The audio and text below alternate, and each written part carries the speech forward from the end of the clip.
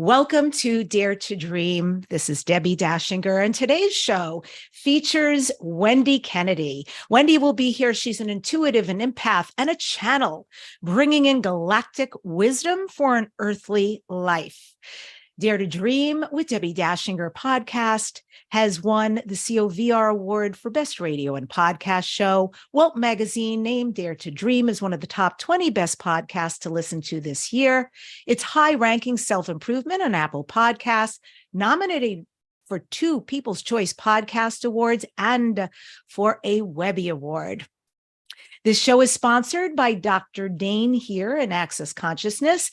They do energy work out in the world. If you want to be a facilitator or take one of their classes, go to Dr. Dane here, HEER.com. I'm Debbi Dachinger. I'm a media visibility specialist. I'm a book writing coach.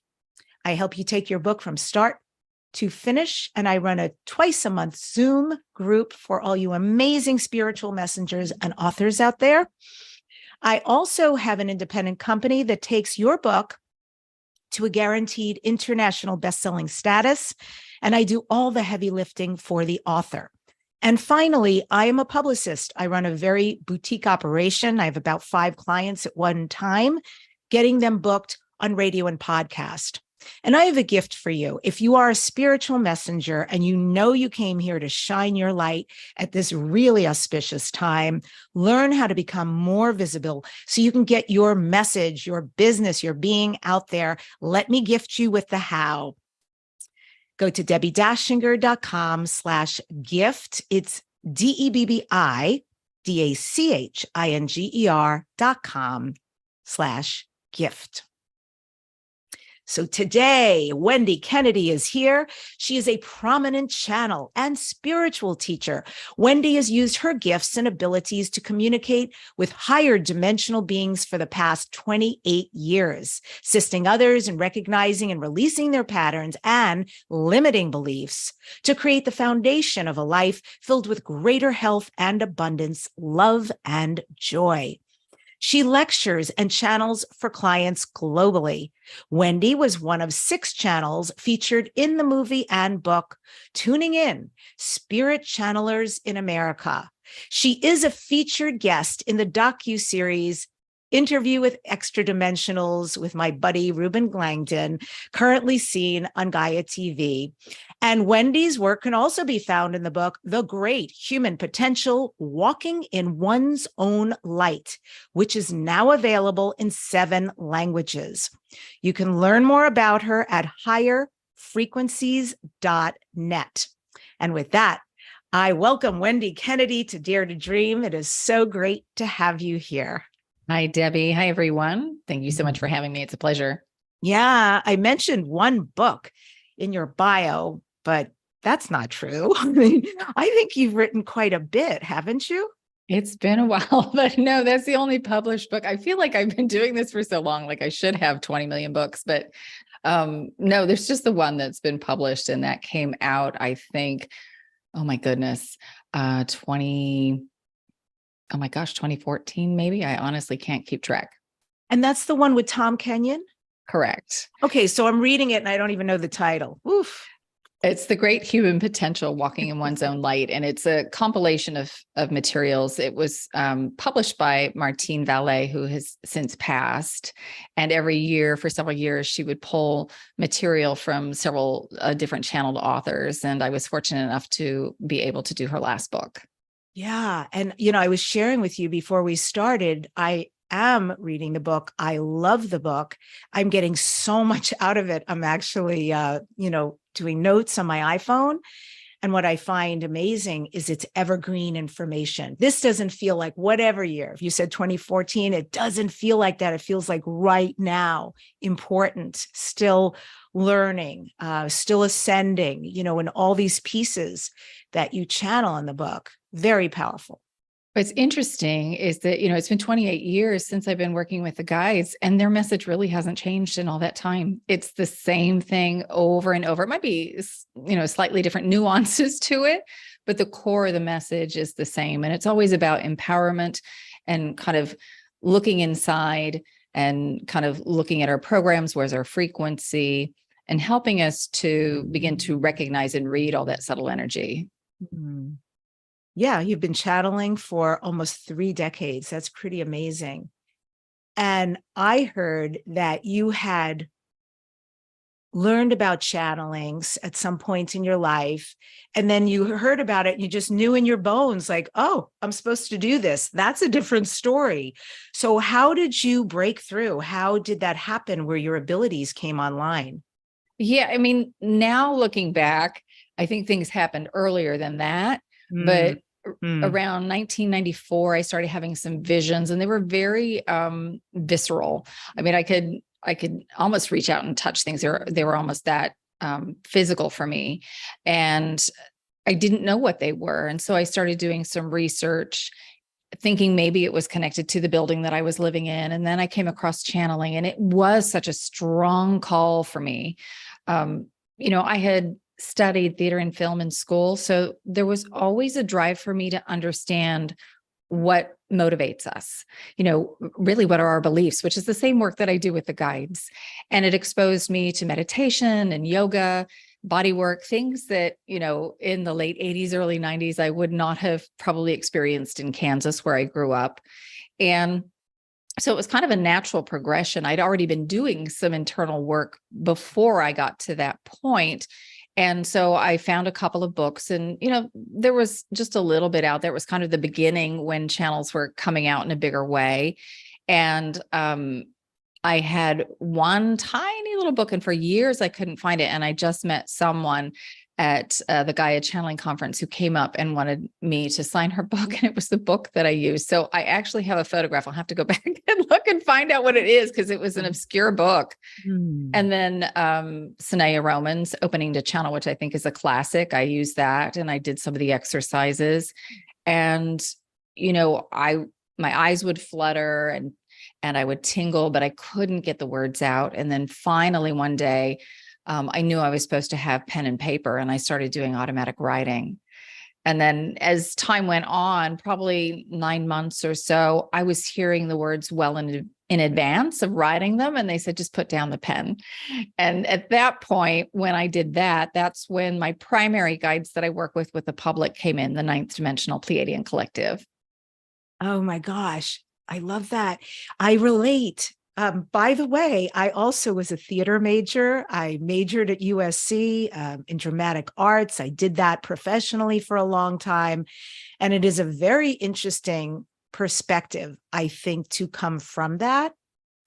And then also, how you described that was very well done, that you had this moment where it seemed like you began this whole path, but in fact, there were these other seeds and reference points that had occurred before that. I'm very much that with UFO. It looks like what happened to her. She was a skeptic and an eye roller, and all of a sudden she woke. But it's not, it is that, but I also had these things that happened before that moment when I went truth, done, truth. Yeah. So they were being planted for me and by me probably.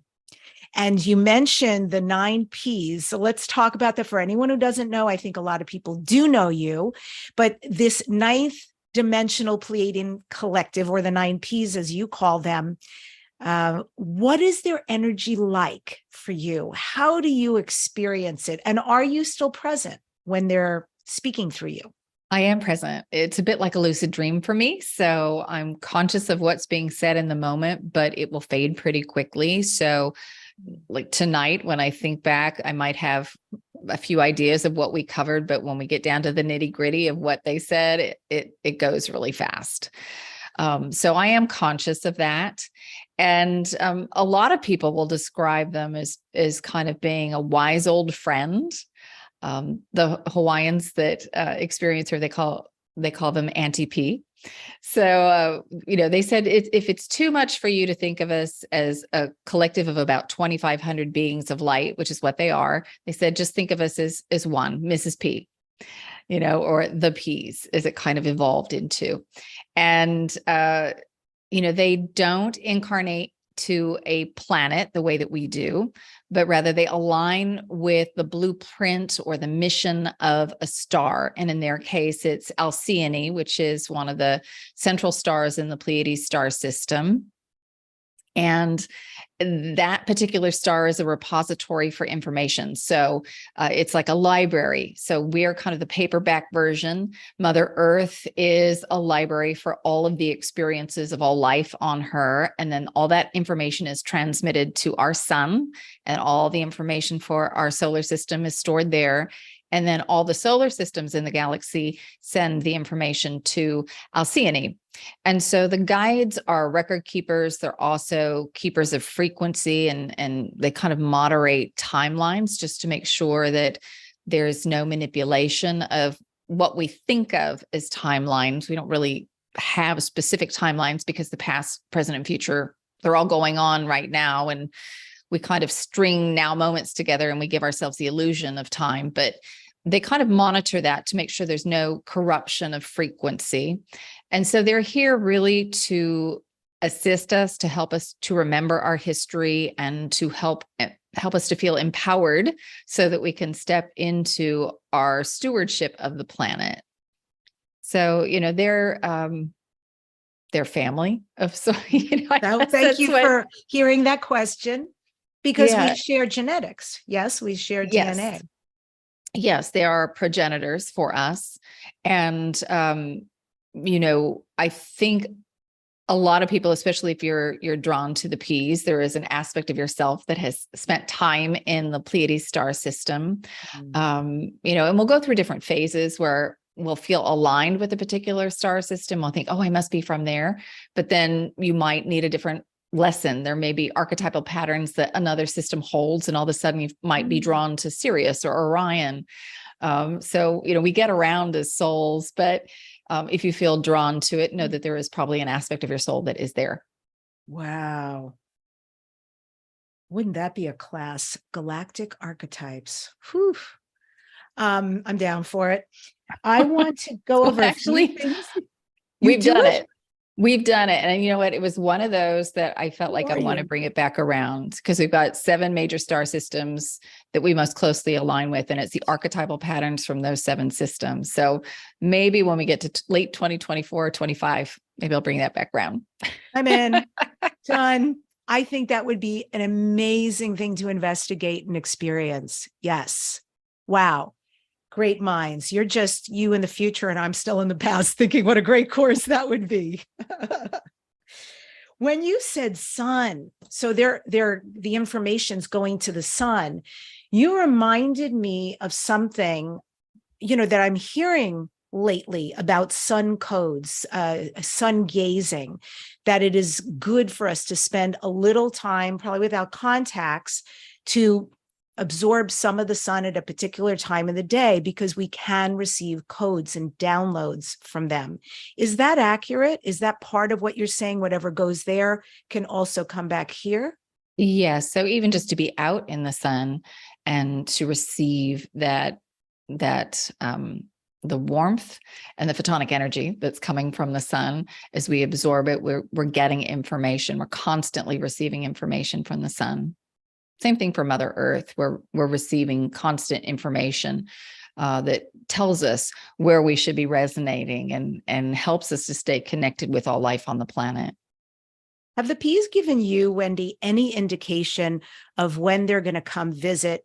Specifically, I know they've been visiting, but I mean undeniable open contact. I know it's upon us. Yeah. So, they're not big on predictions, but they have been talking about it lately in terms of 2026. Okay. That there, and maybe this is something you can ask them about in a little more detail, but they say that the probability is quite high in 2026. I think oftentimes we think, Pleiadians, they must be the blonde-haired Nordics, or, there are just a few species that are hanging out watching what we're doing, the reptilians or the Zetas, but it's actually quite vast with lots of different species. And the group that like I said, the group that I work with, they are non-physical. So they don't have crafts. They don't show up in physical form. They just appear as light. And, some of these more dense beings have kind of given an ultimatum. You have, to the governments of the world, you have an opportunity to kind of bring this information out in the way that you want to bring it out to the public, or we're going to do it for you. Because I think what happens here is we go through the ascension process as we increase our resonance, will impact the entire universe. It'll have a ripple effect because Earth is a grand experiment. We have genetic material from thousands of worlds. And so as we learn and we grow, that information, because we're holographic and fractal in nature, is sent off to all of those species, and it can create a massive shift in the universe. So that's why there's so many beings who are interested in what's going on here right now. And especially as we learn to access deeper levels of compassion, that in and of itself, they say, is the gift that we have to share with the universe. I love that. Yes. And you just said something that concurs with something that Bashar said, specific date, 2026. So I love that we're narrowing in on that. And I also want to check in with you. And I want to ask you, Wendy Kennedy, like, what are you doing in the world right now? What are you up to? What has changed for you in what you're doing or being out in the world at this time? In terms of work? Yeah, but anything. I mean, I think it's a really interesting time to be alive. And I also, want to give you some focus and some shine as well. Well, I think my life has kind of shifted more from my work, which is where it's been for the better part of 2 decades, to more very ordinary, very grounded, kind of very human stuff, as I've been dealing with aging parents and just moves across the country and, just a new phase in my life. And so it's been very, very human stuff, looking at my own patterns of beliefs and really using the tools that the guides have given me over the years. But in terms of work itself, even that has shifted a little bit. They're certainly preparing me for something. I'm not quite sure what. Things are opening up. So my focus is kind of, because the last 2 years have really been on family, it's kind of coming back to work a bit more. And I know there's a new guide waiting for me, but it hasn't been the right time to fully connect with that new guide. And I know there's new information that will come with that guide. The peace will always be with me, and I'll always be channeling the peace. But the language of light is also a big part of the work that we've been doing for really the last, I'm not even sure how long it's been, 8 years, I think, maybe. It was something I started doing very early on when I was channeling, and then kind of put it aside when the peas came in, and the guide said, it's time to bring it back. So I speak the language of light, and I actually write it. I create what I call galactic light codes. And all the frequencies are encoded in the symbols. So that's become a huge thing because it's a piece of spiritual technology, and it is something that we can utilize to help us align with higher resonances. Wow. Amazing. I love the light language myself. I think it's, one doesn't even need to understand what's being said, but we understand, on an energetic level, you can absolutely feel it. And I also really like that these beings use tones, they use sounds that resonate at a cellular level. I feel like I sing, I do, it depends, whatever, we open up for workshops, we do festivals, we do medicine ceremonies, all sorts of stuff.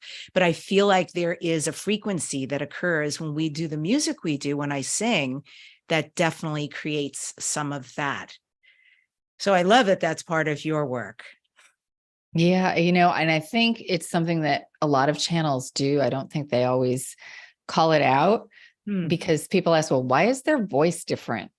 And really, it's just elongated vowels that they can utilize. They can modulate the frequency in, because as Americans, we have very short vowels most of the time. Or if you look at British English, it has longer vowels, so they can do more with those, with the open tones there. That's so interesting. Okay, never thought about that. Yeah.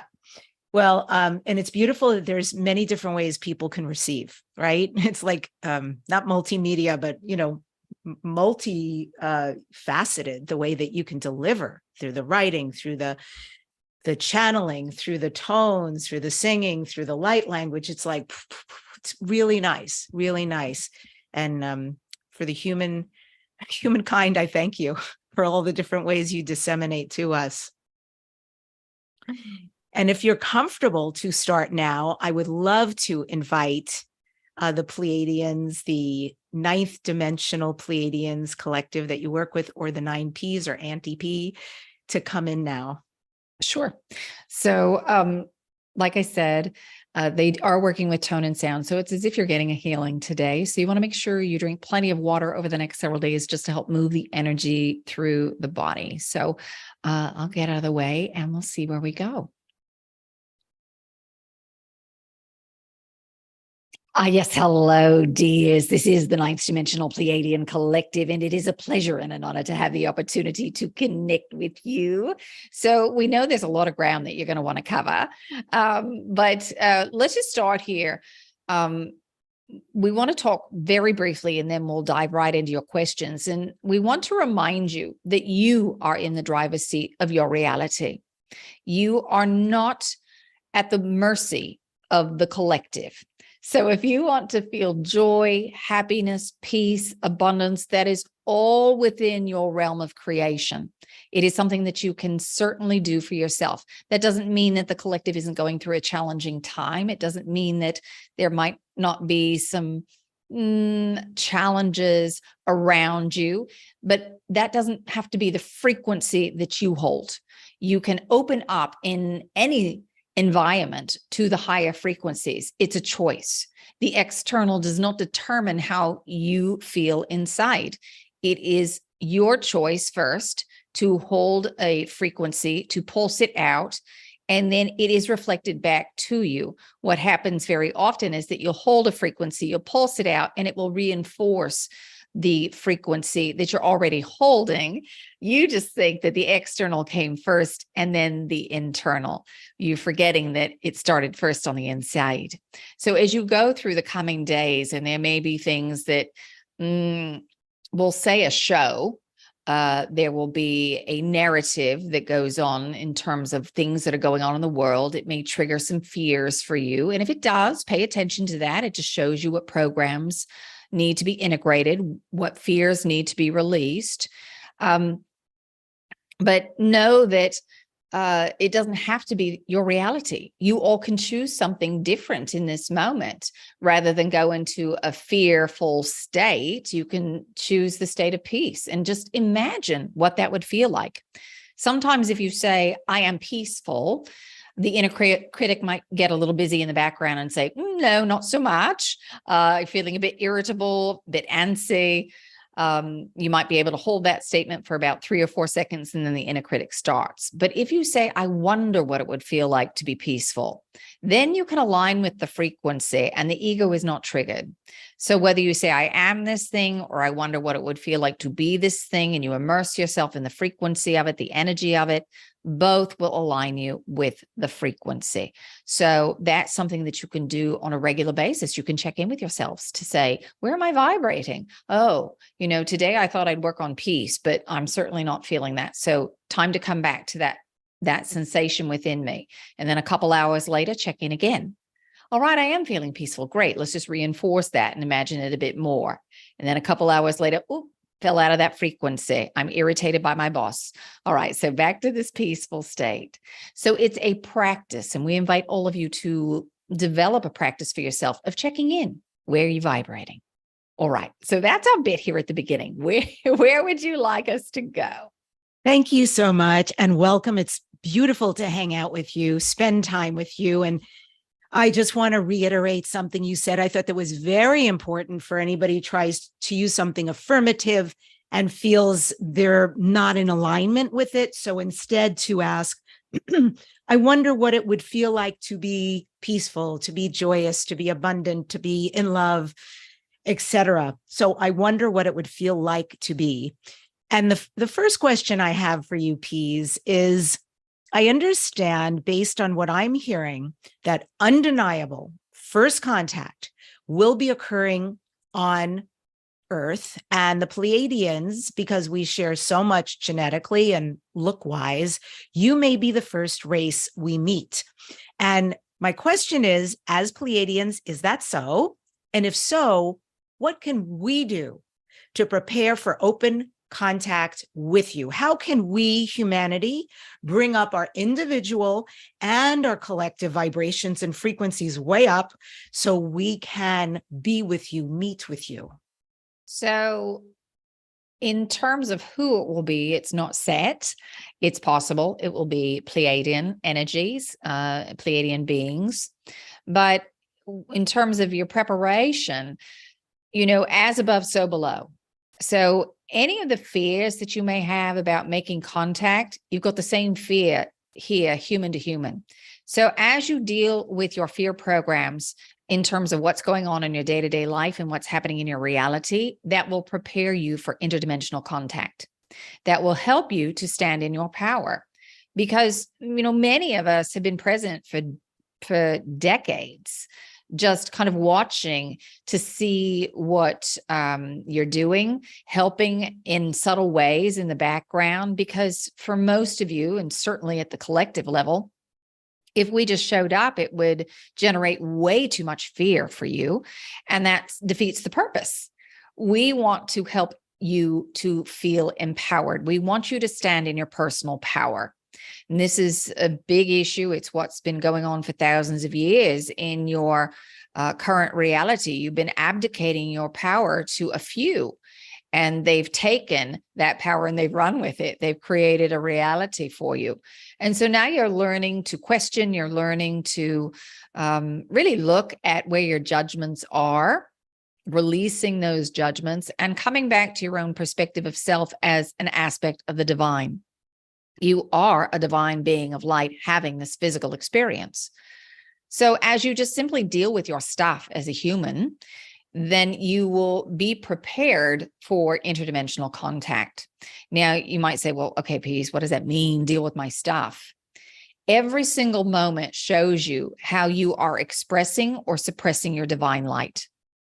Absolutely every single moment. So if you're not in flow, chances are you're suppressing energy. Most of the time when you are not holding a judgment, things are flowing very easily. You don't even stop to think about what it is that you're creating. You're just present in the moment, going moment to moment to moment to moment. It's only when things stop flowing that it gets your attention. And things stop flowing because the moment that you judge something as being good, bad, right, or wrong, you in essence cut off half of the flow of source energy, because that thing that you are judging is source energy. And you want to make yourself separate from it. And the universe says, well, that's not your true divine nature.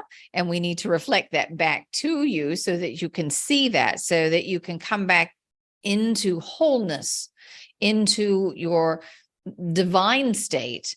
And so that thing that you judge, you will keep creating it and have it reflected back to you in your reality until you let go of the judgment of it. And it's not that you necessarily want to endorse that frequency. You don't necessarily need to live in that frequency, but what you have to do is acknowledge it as being a valid frequency. There are lots of unsavory things going on your planet at this moment. And it's a valid exploration of frequency. It doesn't mean that it's one that you want to lend your energy to. And that's very different than judging it as being good, bad, right, or wrong. Because as a being of light, you wanted to go down and explore all the subtle nuances of creation. And sometimes, unless you go into the very dark places, you don't really recognize the fullness and the richness of the light. You need that contrast. And this is why duality is so exciting to the soul, because it gives you something to contrast and compare. So when all is light, it's all very similar. So to the soul, it's exciting to go down and play in the dark for a little bit. And this is what you did. You said, well, can we come down in density, forget who we are, and then work our way back up again. And that is the game that you're playing in. And this is not a beginner's game. This is a game of mastery. And you've been around the block a few times before you got here to planet Earth. At least most of you have been down here in density before. There are a few souls on your planet, not a huge number, but a few who've never been in density before, who wanted to lend their energy. And that purity of a soul who hasn't come down yet and hasn't acquired so many experiences in density, but there are a few, but not as many as you might think. But most of you have been around the block a bit. So kind of to bring it back around, it is letting go of those fear programs. The most important thing for you in any given moment is what is showing up for you in this now moment. You might be asking for something that's really big, something fabulous that you want to create. Don't be frustrated if it's not showing up. Pay attention to what is showing up, because that is showing you what needs to be integrated to elevate yourself to that high resonance of what it is that you want. So you're a vibrational match for it. Use the now moment. That will help you grow very, very quickly. And as you do that, you stand in your power and you'll be ready for your interdimensional experiences. Mm-hmm. So we do pay attention. We make a big dream, a big desire, wish to the universe and our guides and our higher self. And then something else shows up. We pay attention to what shows up that's begging to be noticed and healed. And you mentioned to integrate that. How do you suggest we do that? What is the protocol to integrate things that maybe we don't prefer, but they're there? It is simply the acknowledgement that it's valid. It is a valid exploration of frequency. So if there are other people involved, you might need to work with forgiveness, forgiving yourself, forgiving other people. You can also process emotion. If you're sitting in emotions that are very uncomfortable, it is observing where they physically sit in the body. Oh, my body is contracted. My lower back is tense. I feel hot, or you might feel cold, tingly, contracted. It's just simply observing without judgment. And then you can give the emotional label. Maybe you're feeling annoyance, which is different than frustration or anger. And then what's happening in the mind? Is the mind quiet? Is it active? If it's active, what's the quality of thought? And just observe without judgment. And the longest that most of you can do that is about 45 seconds. If you are staying in that energy longer, it's probably because you've gotten lost in the story of it. We just want you to observe without judgment. And as you observe, what happens is the non-judgment allows the energy to flow again. It stopped flowing the moment that you held judgment. Mm-hmm. It was stopped in its tracks. And it may be something that it may be a frequency that you started holding as a baby. I'm not supported. Maybe your parents didn't come running when you cried and needed support. And so you initiated that program. I'm not supported. And then again at 5 and 6 and then 15 and 30. And every single incident of it has been stuffed down. And when you observe and you open it up, it's like a vibrational lock and key. You have opened the doorway for that same frequency with different mass to it. It might look different on the surface, but the vibrational essence is the same. You allow every experience of that to flow again, to release it. So that is how you release. It's simply releasing judgment and allowing the energy to continue on its journey. Mm-hmm. So assuming you will be here within a matter of years, not many here, and that it will be the Pleiadians who have open contact with humanity first. How will you arrive on Earth? How will you connect with us, talk to us? What will you exchange with us? Well, most likely it will be a number of ships all at once. It will be a coordinated effort around the planet, and the message will be the same. Welcome to the galaxy, basically. Because when this happens, it is an absolute shift. It's a paradigm shift. Your belief systems will forever be shattered. They will not be the same, because the first question you have is about energy. How did you get here? All right. And that will radically alter your energy systems on the planet. And the petty things that you all focus on or have been conditioned to focus on, because honestly, there is so much social conditioning that if you were left to your own devices without these control mechanisms in place, you'd come back into natural harmony. But you are constantly being bombarded with what we would call conditioning programs. From 2019 to 2026, we call that period in the future, when looking back, it's frequency wars. You are in the middle of a frequency war. There are beings who are vying for control of the way that you think, the way that you feel, and your physical body. All right. So you're coming to the end of that. You all are seeing it now when you are looking at your governments and you're seeing that those institutions aren't operating in the way that serves the collective.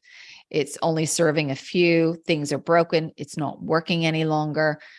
You're starting to question some of the stories that you've been told. And so it will have a ripple effect. There are enough of you that are starting to wake up. So when beings do show up, it shifts your point of focus immediately. And you can kind of get a sense of what that is like, because you all went through that in 2020. All right. When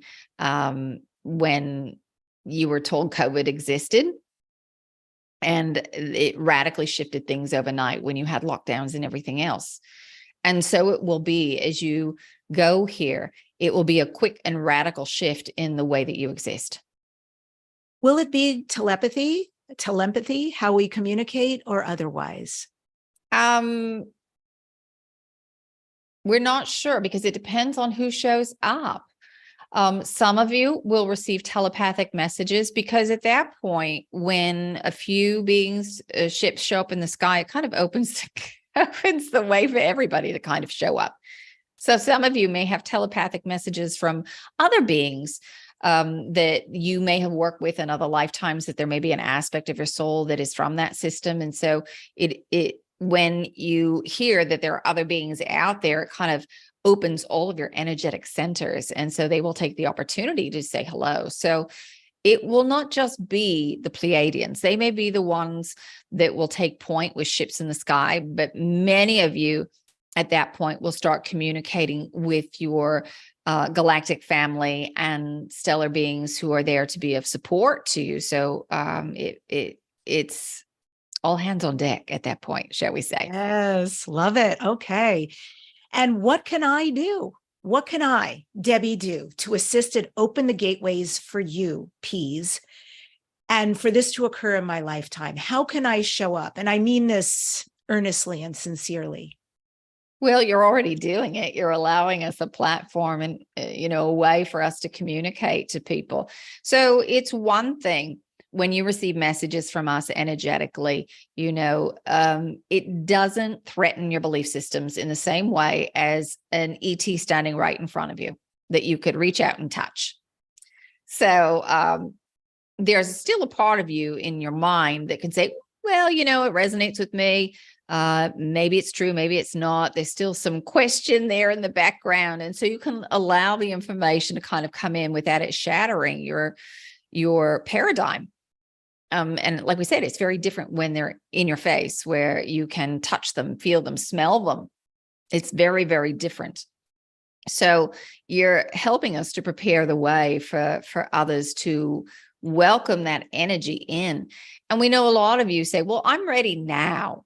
I want to connect with physical beings now. But we would say for a great many of you, even those that think that they want that connection, there's still a lot of fear programs that are running. And it can bring up a lot of fear and safety issues. So what you're going through right now in terms of the threat of nuclear war that's kind of out there in the ethers, it brings up your safety issues. So a lot of what's going on with the collective is actually helping to prepare you to heal some of those fear programs, to release some of the fear, so that you can then stand in your power as you connect interdimensionally. So if you are someone who has a lot of fear about impending war or what's coming in the future, then look at that, heal that, trust that you are in the right place at the right time. All things happen in divine right timing. And you are more than just this physical structure. You are a divine being of light who is infinite. You are a spark of the divine. So back to your question, what you can do, you're already doing it, and you're bringing on many other people who have great messages to share on many different levels to help people to heal, to grow, to learn to stand in their power. Mm-hmm. I want to go back to something you said earlier about how what humans can do to prepare, and how we can shift into judgment and separation, and what we can do to just be with that and release that, even if it's for 45 seconds. So here's a scenario. There's two people who are angry with one another. They cannot settle an impasse between them. They're just not seeing eye to eye on something. What advice do you have for healing this rift, and for these two beings individually and synergistically to create something very different, very healing and loving to move forward? We would say start with yourself. So what is it that you want from this other person? What need do you have that you feel is not being met, that you want this other person to kind of fulfill for you? And then you first have to do that by giving that energy to yourself. Maybe you feel like this person just doesn't hear you ever. They're not listening. They're not listening. Nobody ever listens to me. Are you listening to you? When your intuition is giving you messages, are you listening? Are you honoring your own needs? Are you saying, I'm going to do this thing, and then you don't follow through? You're not listening to that first inner call, because other people will be the mirror for you. So that's the first step, is you needing to fulfill whatever it is you're asking somebody else to step up and be the mirror for. And then listening. What is it that that other person is really asking you for? If you can just show up without judgment and keep an open mind, put yourself in your heart center first. So, let us back up just a moment. Before you go into conversation, put yourself in your heart center. Think of something that makes you smile. You actually have two operating systems. This is what was required in order for you to play in density. You have the operating system of the ego mind, which is where all your programs of lack, limitation, and separation exist. And then you have the operating system of the heart, which allows you access to multi-dimensional information. So as you go throughout your day, you're moving back and forth between them. When you are present in the moment, you're in the heart center. If you're heart-centered, you're present in the moment. Otherwise, you are projecting into the past or into the future, and you are not in the now. You're in a fear program. So as you come back to the heart-centered space, what you'll find is that the things that seem like challenges to you, they immediately go away. All right. Or you find solutions, because when you go into the heart-centered space, you elevate your frequency.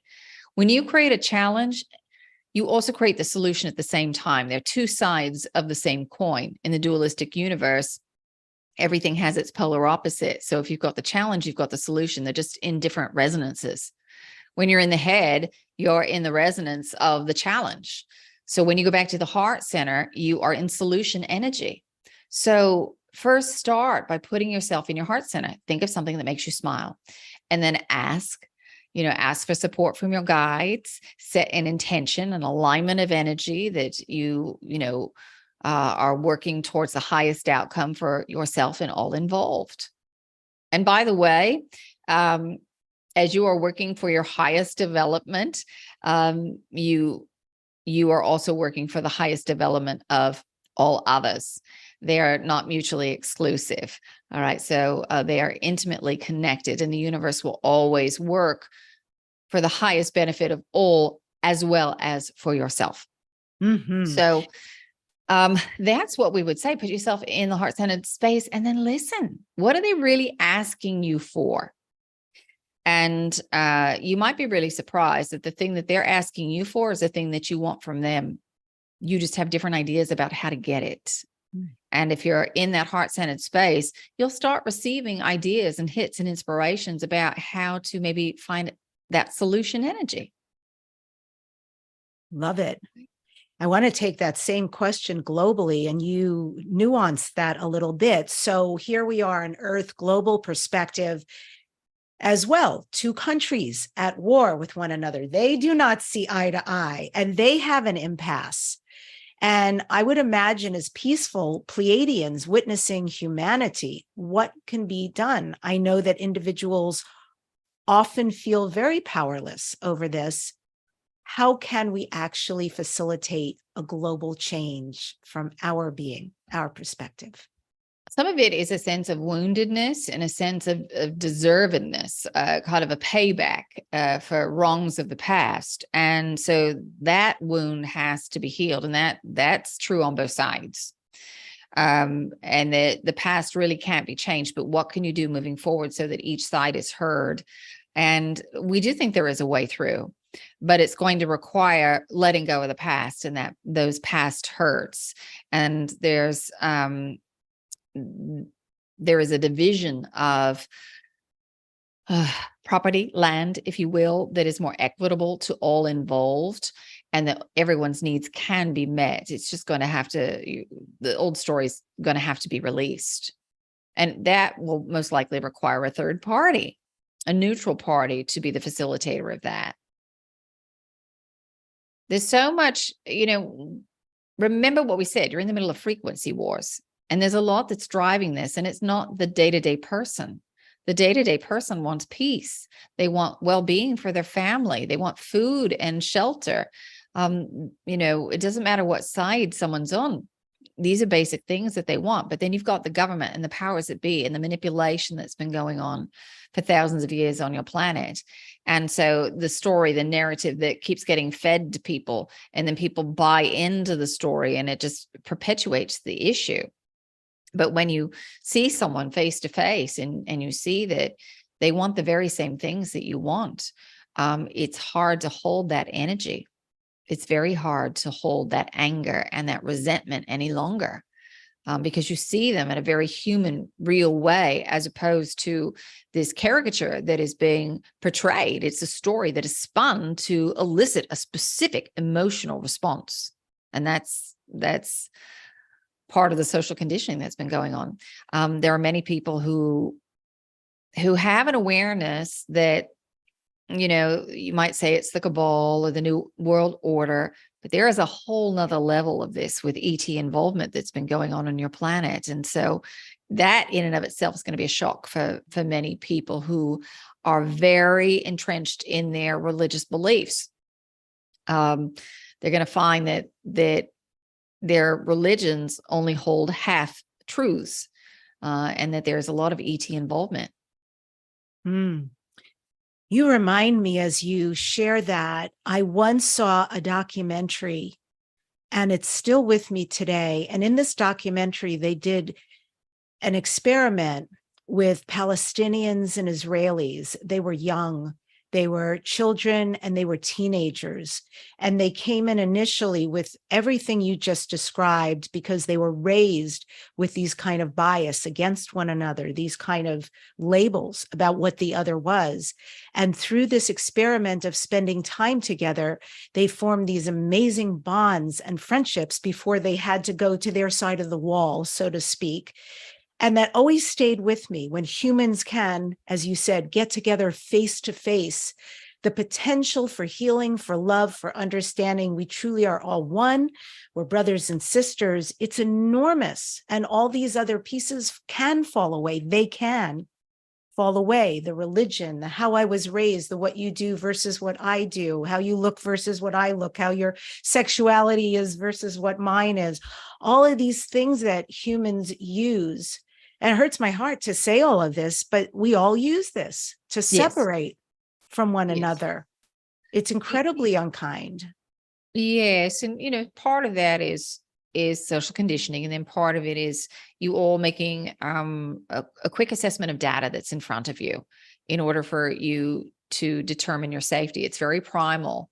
Am I safe in this context? And so you have prejudgments based off of history, things that are in the genetic line. You're running off of those programs. It's kind of a shortcut, if you will, of assessing situations. But as you begin to release these limiting beliefs and you're living in that heart-centered space, you don't have to rely on those programs, because when you're in the the operating system of the mind, you had to rely on those programs because you couldn't access the heart.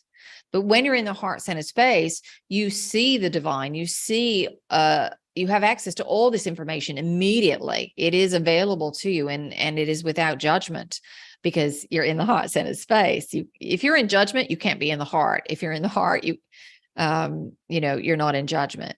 So it is, as you switch operating systems and you're living more from this heart-centered space, you are elevating above all of that genetic programming, all of the past life, future life programming, and you can simply be present with someone in their own divinity.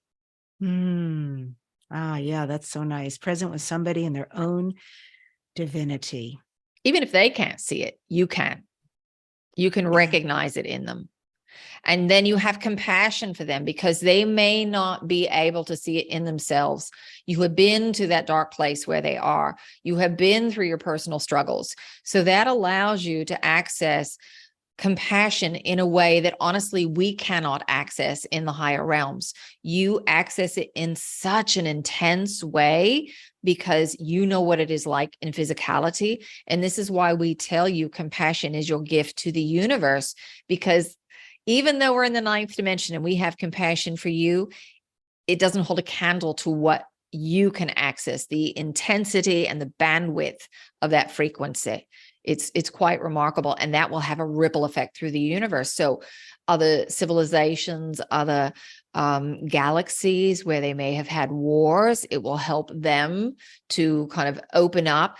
And you may be asking, well, how does that work?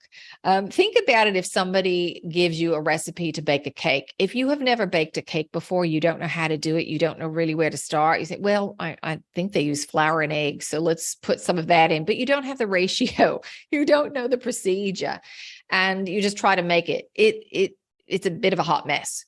But if somebody gives you the how-to, you can create it. Maybe it's not the perfect cake the first time, but you say, well, let's try it again, and you can create mastery with it. This is what happens as the signal is broadcast out.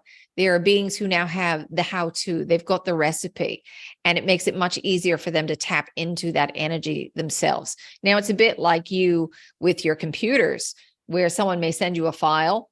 Doesn't mean that you have to open the file. You might just download it. And, you might a year later go, oh, you know what? I forgot I had that on there. Let's look at it.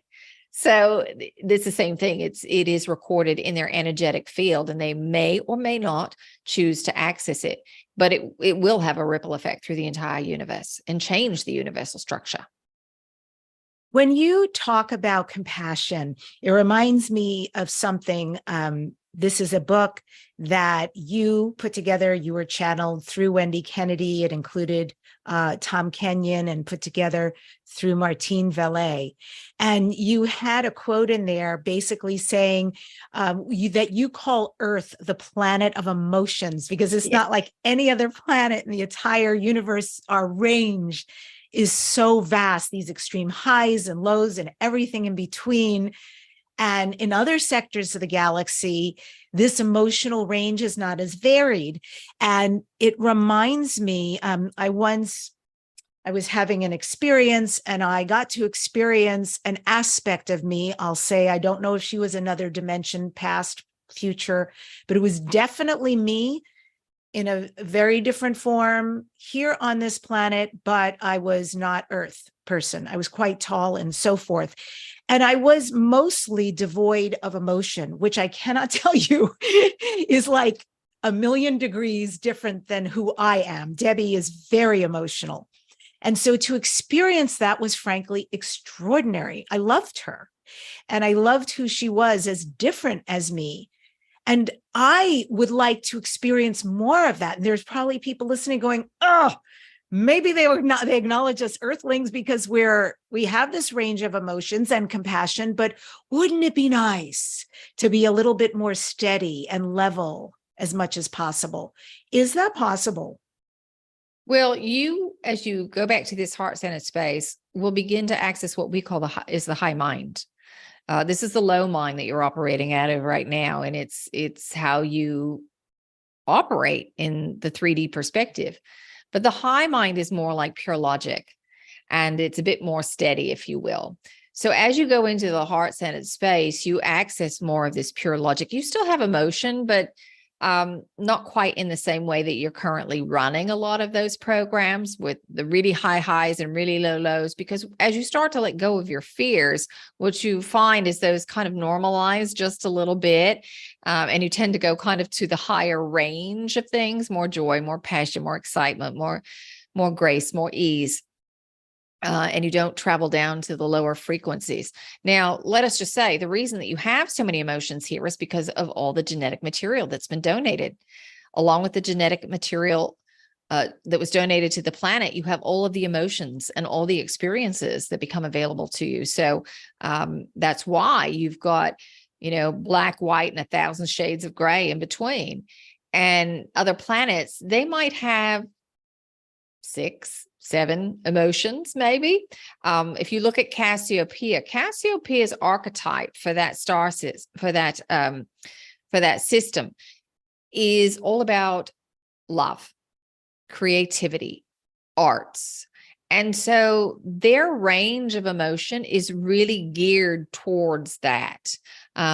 They're not exploring some of the denser, darker frequencies that you are. And so the fear that they experience, or the anguish, or the resentments, they don't go as deep into the extremes that you do, because their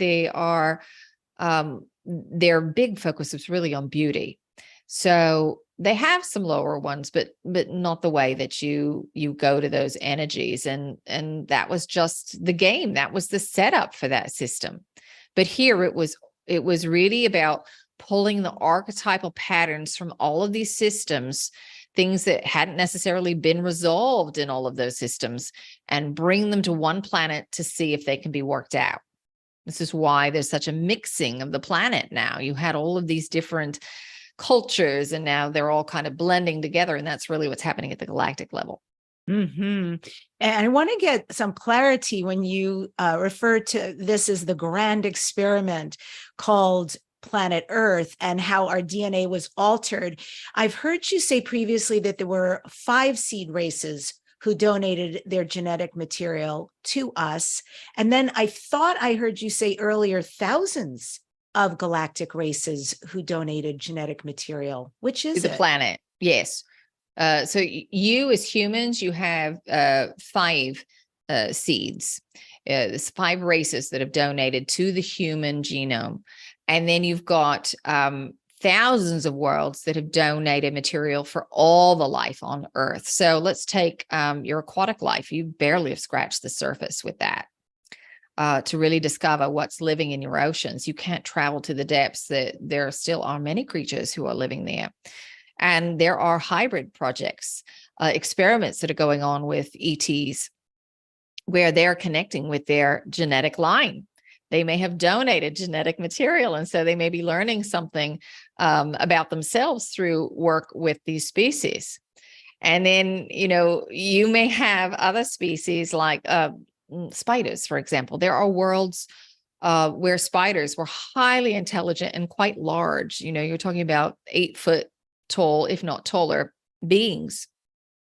And yet here on your planet, you see something that is maybe a centimeter in width, and you all freak out. Why is that? Because there is a part of you in the genetic memory that remembers the experiences of worlds, where these dominant spiders, and they were a warring race, where they may have created war. You might have been the victim to their perpetrator. And so that is lodged in the memory. And that's why you have such a visceral response to such a small little insect. Wow.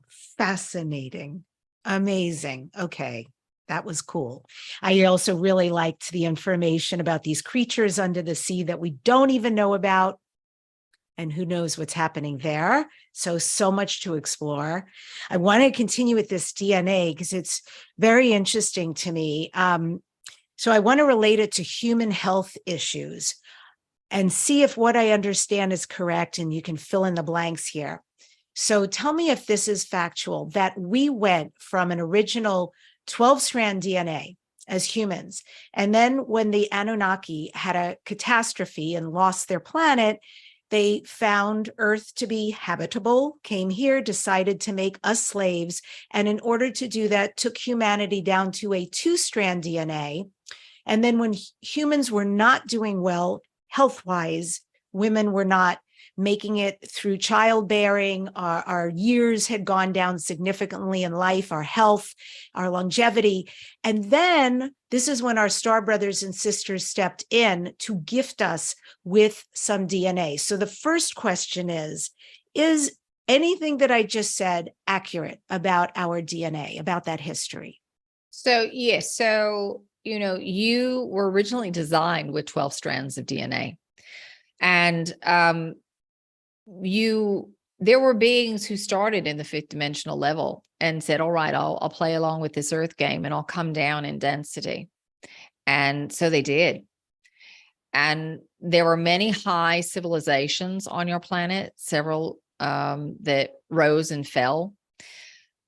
Really, about 400,000 years ago was the first appearance of, we'll use the term Anunnaki, but also understand that is a generic term.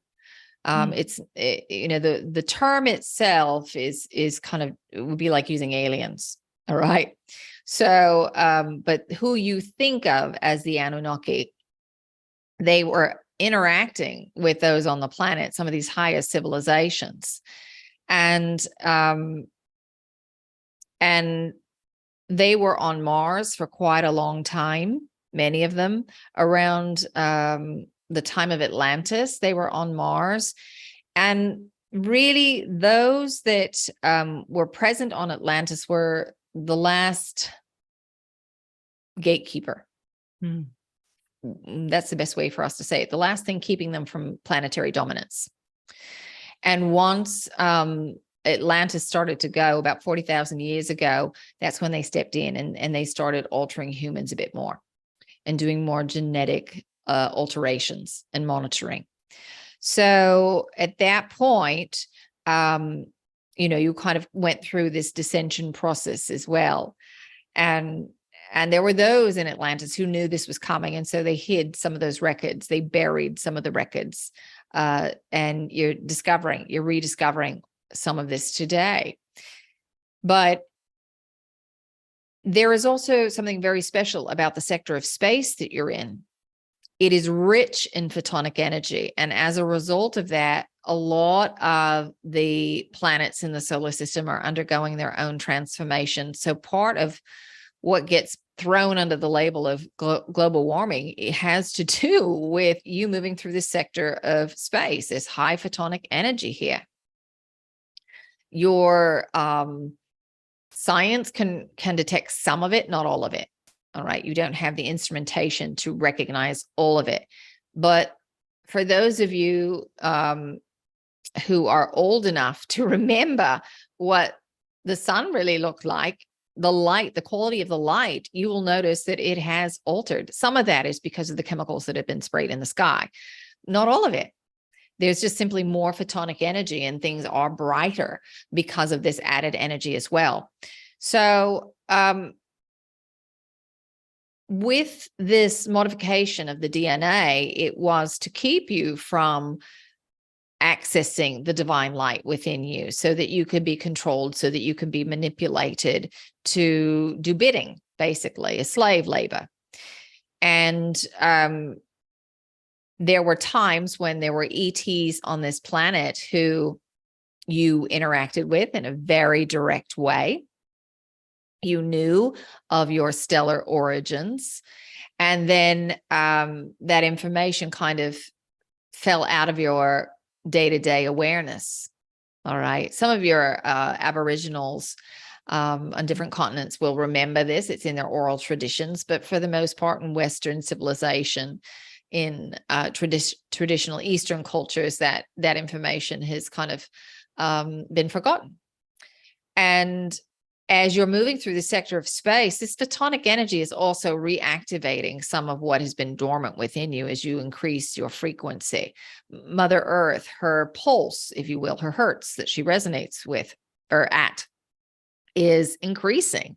And because of this, you are also getting instruction from her to increase your frequency, to match her as you're going up in order to be vital, to be healthy. And this was the time that you were meant to do that. In Atlantis, there was an opportunity to grow and expand, and to kind of reach for higher highs. But the support of the sector of space that you're moving through wasn't there. So now is the time where you've got all this extra energy, this kind of boost to help you.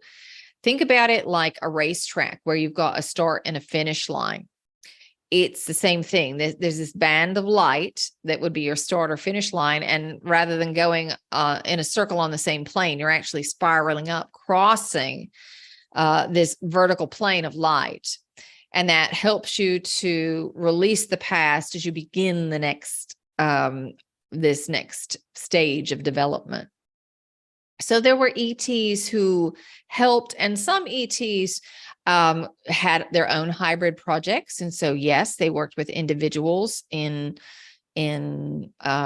sometimes in abducting, if you want to use that word, in taking mother, and in utero, altering the genetic material, adding some of their genetic material. So some of you are hybrids of sorts. And then some of you just carry the knowledge. You carry the knowledge and wisdom that has been put in your energetic field, memories. Sometimes it's from other lifetimes of your own. Sometimes it's your own guides who are supporting you and aiding you in making this information very readily available to you. Does that answer your question?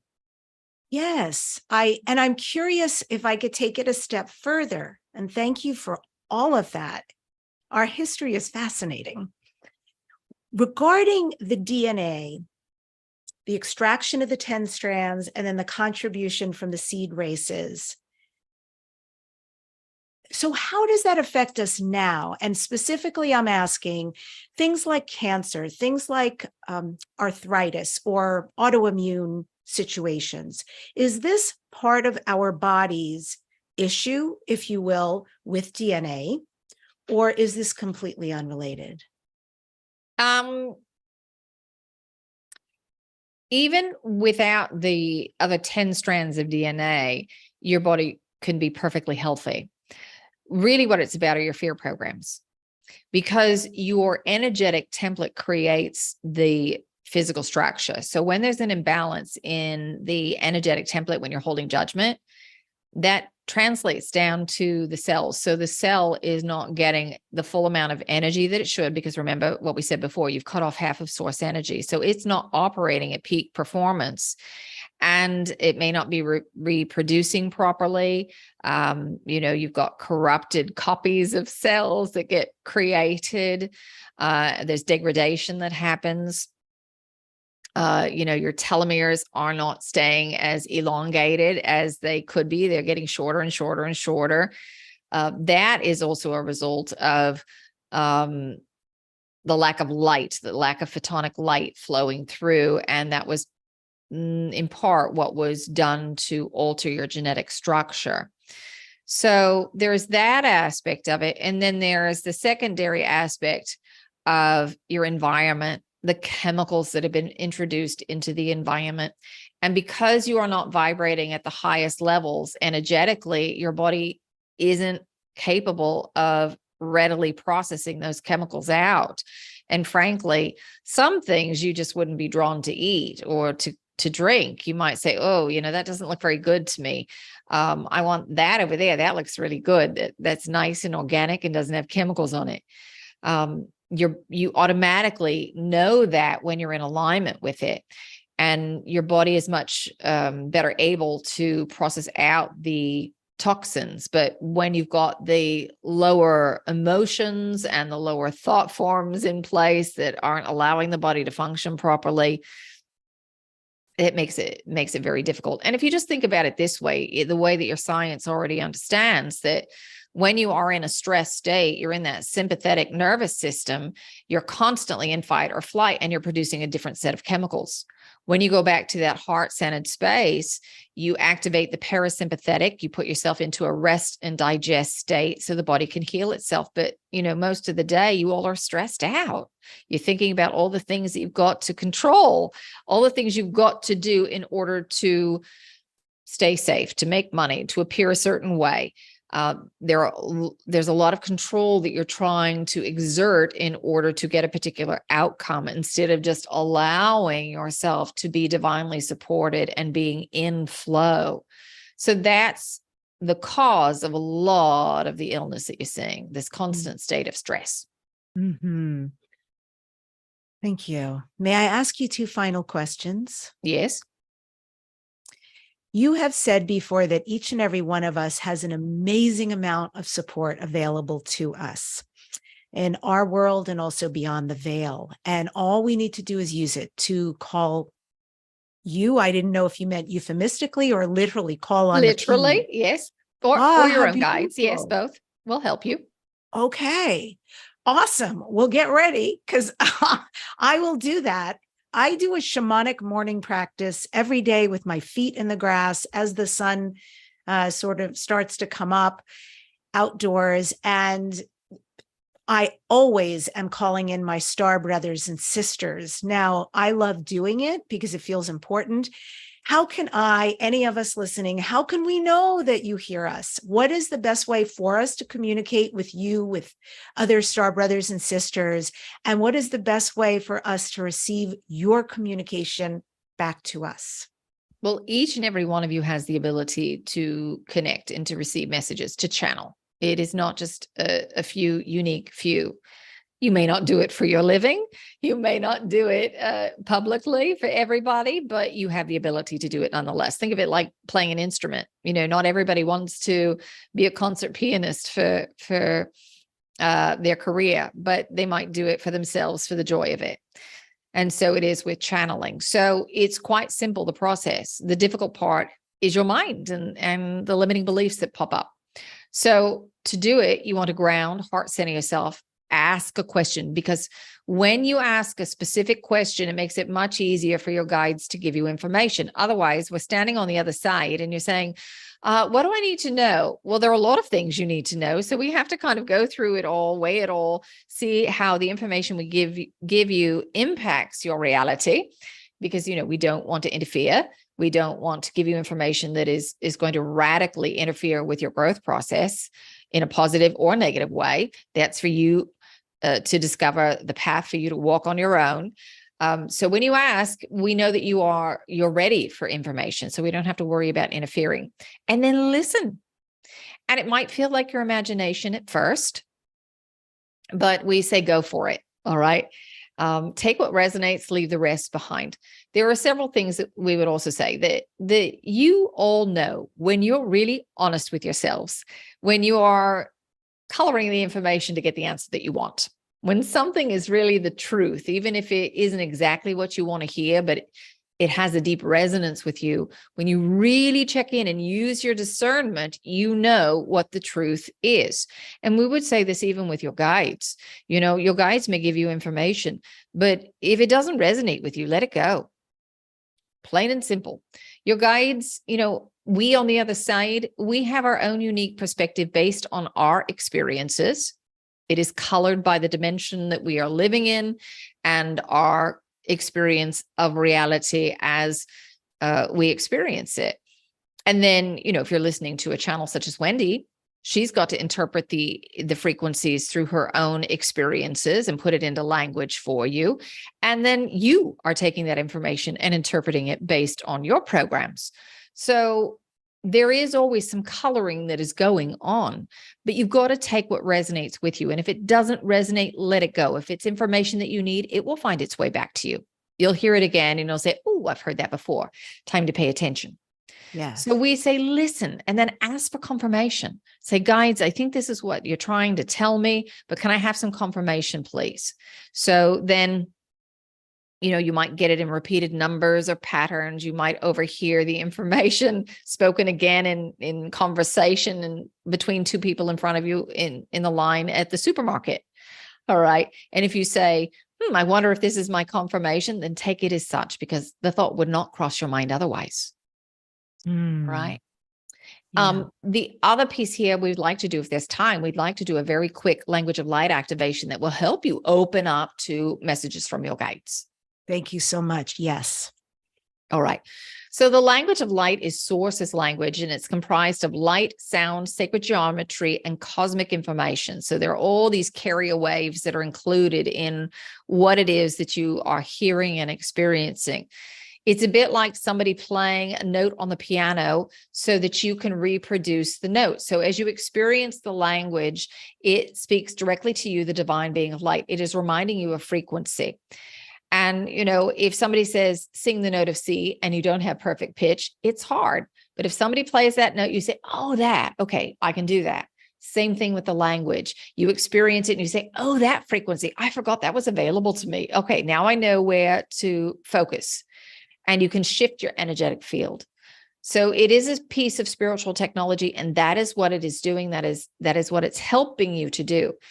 It bypasses the traditional language centers of the brain. So, the mind doesn't have to be involved. Remember, you're operating for the most part out of the ego mind, that low mind, and you want to access the high mind. The way the high mind is accessed is through the heart center first. So, the soul understands. You don't have to figure any of this out. Like, what are they saying? There are many beings who will braid their energy with our own as we go. There are many galactics. And the reason they're coming in is because they are putting their own how-to into your field. All right. So how they work through that pattern, they're giving you that recipe that we talked about earlier. So it makes it much, much easier. So you might notice that the energy changes. You don't have to know exactly who it is, because many times it's many, many beings who are braiding their energy together at once. All right. So enough said there. So relax, take a nice deep breath. We'll see where we go. Ijo uro uri mi dipik bruskat pat katai ira men me deju tu ira para ambat katar shkata ambar ambar bijkati ri men katai ira para judo wen men do en deju do je de berkata barjkata ta ando ure berkata je de berkata barjkata hasa ando tora arab de bitik shkati berkati imedeshat kata hala ore mama na iza je de men me je bijkat pat kat je de ne marakata hiza ada de bijkat barjkata bijkat para era men inda ala arab bijut te kora bibre hisana ara ashkotore in mahakatai indo ur man many bijukatabatai hisakata. Take a nice deep breath. We've got one more short round. Indo the way in jitata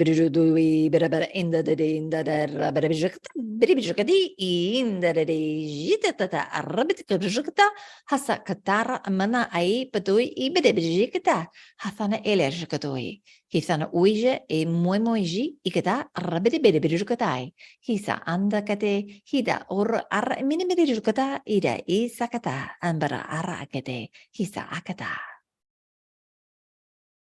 And take another nice deep breath. And when you're ready, you can bring your presence back to the room. So there you have it, dear.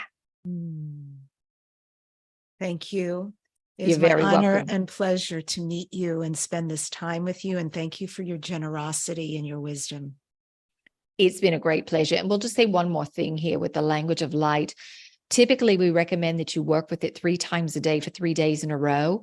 You don't have to come back and listen to the recording, although you can. You can also imagine connecting with this moment again. It's recorded in your energetic field. And what that does is it gives you an opportunity with 3 times a day for 3 days in a row to become familiar with the subtle energies so that you start to recognize it when it appears in your physical reality.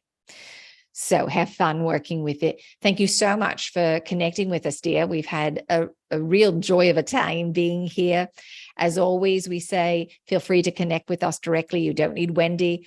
Ask your question, listen, and until we hear from you, we are around, we are watching, we are waiting, and we are sending many, many well wishes.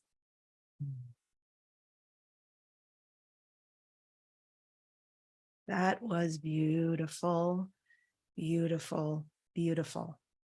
So I feel there's the so key. shifted. Wow. And that light language, powerful stuff. Welcome back. How do you feel? I'm always a little spacey here for a couple minutes. So I'm just coming back. I will bet. Well, then this is a great question for you, Wendy. How do you ground every day? Do you have any kind of a ritual that you perform or a practice to keep yourself in a great space on a daily basis? So I have a couple of things. I do use some pieces of technology. I use grounding mats. Mhm. So I have some that I sit on, and then I also work with crystals. So I usually have some form of crystal on me, if not in my pocket, then in a necklace or a ring or something like that. And that helps me to ground. Really, any crystal will help you because it's of the earth. But tourmaline, obsidian, those are great. The guides often recommend ruby as well. It's not necessarily one that we think of for grounding, but it's one that they often recommend for it. And then, if I can, try to get outside. That's wonderful. That's very informative. And last question to you, my dear. This is Dare to Dream. What are you next? Dare to Dream. What are your future dreams and goals? I think just kind of bringing this message out in a bigger way, and seeing where it goes. It's been quite a journey over the last 28 years, and it's amazing for me to see how it's changed in terms of people who are ready for information. It seems like now the things that we've been talking about, people are finally ready. So I'm excited to see kind of what unfolds with that and bringing the message out to a larger audience. Nice. Well, I hope to facilitate that for you as well.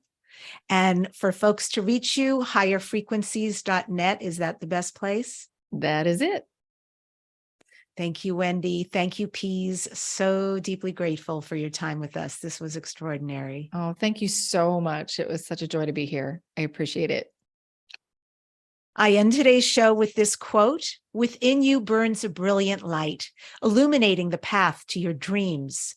Embrace the glow of your potential and let it guide you to extraordinary heights. The power to achieve lies within. Ignite your spirit and illuminate the world." Subscribe to this #1 transformation, Dare to Dream with Debbi Dachinger. If you're listening on a podcast platform, know that you can go to YouTube and see us live and in video, as well as on Spotify. And next week on the show, I'm excited to feature Matthew James Bailey. He is the founder and CEO of AIethics.world. I've heard this guy speak at least 3 times.